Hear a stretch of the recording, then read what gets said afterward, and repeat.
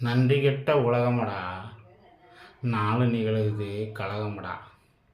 அதுபோல் இந்த நன்றி இல்லாத உலகத்தில் நன்றி எதிர்பார்க்குறது கடலில் குண்டூசியை தேடுற மாதிரி.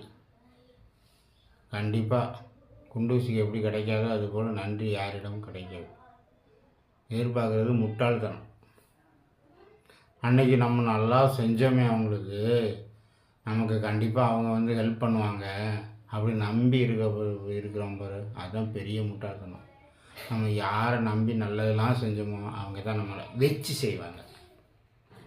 ஏன்னா அனுபவ ரீதியாக சொல்கிறேங்க, இதுதான் உண்மைங்க. இன்னொன்று, நன்றி யார்கிட்ட கிடைக்கும் தெரியுமா? யார் நம்ம நன்றியோடு நமக்கு இருப்பாங்க தெரியுமா?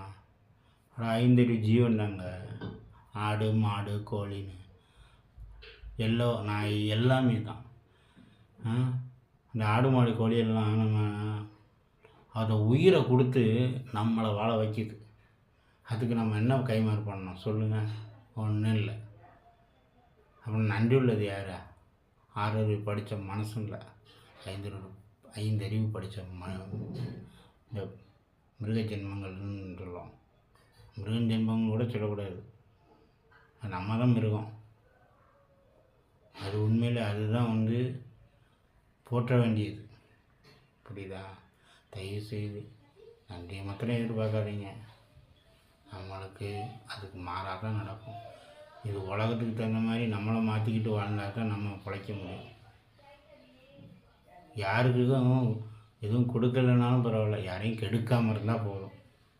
புரியுதா? யாருக்கும் எதுவும் கொடுக்கலனாலும் பரவாயில்ல, யாரையும் கெடுக்காமல் வாழ்ந்தாலே போதும். உங்களுக்கு கொஞ்சமாவது உங்கள் லைஃப் ஆண்டவன் அதுக்கான வழியை கொடுப்பான். புரியுதா? நன்றி, வணக்கம்.